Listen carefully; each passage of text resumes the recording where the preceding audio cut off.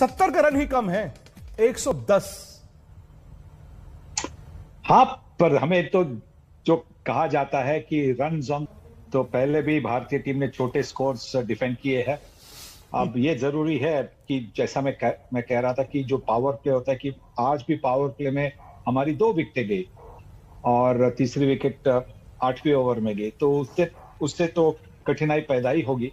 पर हमें ये आशा करनी चाहिए कि आज हमारे जो गेंदबाज है, बुमराह, खास करके बुमराह और मोहम्मद शमी, वो आज हमें पहले 6 ओवर में फटाफट 2-3 विकेटें दे, तो फिर। प्रज्ञान, है मैच अभी बचा हुआ? थोड़ा सा डिफिकल्ट है क्योंकि अभी कहीं ना कहीं ड्यू भी प्ले में आएगा। उसके बाद कुछ मैच स्पेशल परफॉर्मेंस चाहिए फास्ट बॉलर से, जैसे सनी सर कह रहे थे।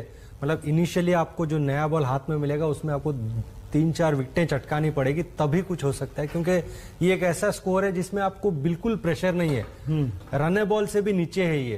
तो वो जो आप कहते हैं ना बड़े मैच का प्रेशर, वो रन चेज वाला प्रेशर नहीं रहेगा, मुझे ऐसा लग रहा है। मतलब आपको लगता है कि फियर ऑफ फेलियर इस भारत के खेमे में दिखा है, क्योंकि पाकिस्तान का मैच में नतीजा जो भी था, लेकिन उसके बाद ये मस्ट विन मैच था। मस्ट विन मैच पता नहीं, समहाउ मैं पिछले 5-6 साल से देख रहा हूं जब इस तरह का आता है, ये नॉकआउट मैच ही था।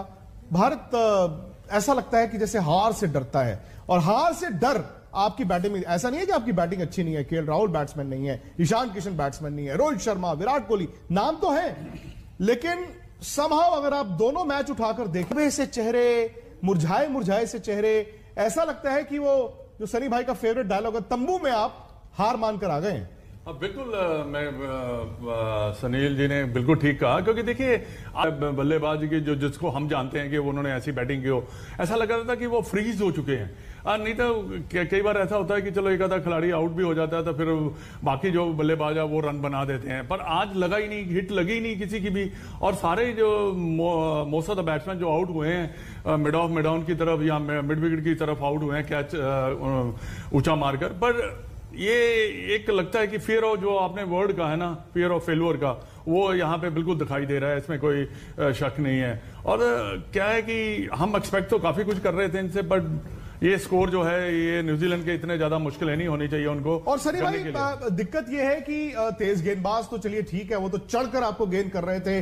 दुनिया के 2 बेहतरीन तेज गेंदबाज बोल्ट और सऊदी से आपने नया बॉल डलवाया, उन्होंने छोटी बॉल पर आउट किए।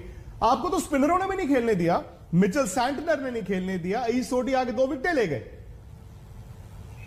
तो यही तो होता है कि जब पहली फटाफट विकेट जाती है तो फिर आप स्पिनर्स को अटैक कर। दूसरी बात भी हमें ध्यान में रखनी चाहिए कि ये जो बाउंड्री लाइन पर आउट हुए हैं वो सारे भारतीय मैदानों पर, क्योंकि हमारी बाउंड्रीज इतनी अंदर ले आते हैं, तो यहाँ पे ये सारे छक्के होते हैं। पर जहां पे दुबई जैसा बड़ी बाउंड्रीज है, लंबी बाउंड्रीज है, तो यही सब बाउंड्री लाइन पर कैच आउट हो रहे हैं।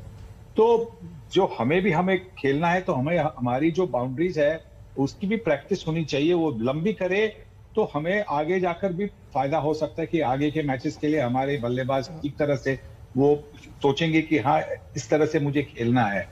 पर देखिए, हम ये मैच भी जीत सकते हैं। मुझे इतना कॉन्फिडेंस है इस टीम में।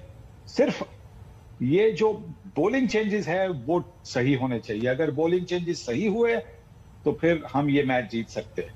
सनी भाई, लेकिन दिक्कत ये है, मैं जानता हूं कि आपसे ज्यादा क्रिकेट थोड़ी हम लोगों ने देखी होगी, कवर की होगी या खेली होगी, लेकिन हकीकत यह है कि वो एक कहावत आती है, माफ कीजिए माजरत के साथ, इन तिलों में तेल नहीं। अगर आज आप ये सोच रहे हैं कि 110 रन डिफेंड हो जाएंगे तो आपको एक्स्ट्रा ऑर्डिनरी बॉलिंग करनी है, एक्स्ट्रा ऑर्डिनरी आपकी बॉडी लैंग्वेज होगी, लेकिन क्या वो चीज आपको इस खेमे में जो 3 पारियां हो चुकी हैं इस टूर्नामेंट में वो दिखी हैं? नहीं, पर कभी कभी शुरुआत तो होती है। तो जैसा मैंने कहा कि बुमराह को शायद विकेट नहीं मिलेगा, पर आपकी जो टैक्टिक्स है वो सही टैक्टिक्स होनी चाहिए। आपकी अगर टैक्टिक्स सही है तो फिर बहुत ज्यादा वक्त वो काम करती है। बहुत ऐसा होता है कि बहुत कम ऐसा होता है कि वो आपकी सही काम नहीं करती। तो सही टैक्टिक्स से गेंदबाजी इस्तेमाल कीजिए और फिर आप देखिए कि क्या हो सकता है। देखिए 80-90 तक अगर भी टीम गई और 15 ओवर हो गए तो आखिरी 5 ओवर में वो 20 रन करना आसान नहीं बनता, दबाव बनता है। तो फील्डिंग अच्छी करनी चाहिए, कैचेस पकड़ने चाहिए। पहले 6 ओवर में आप 2 या 3 विकेट ले ही लीजिए और फिर देखिए क्या मजा आता है। चलिए सनी भाई, मैं आपको दिखा देता हूं कि दर्शकों को भी कि किस तरह से भारत ने बैटिंग की है या बैटिंग नहीं की है।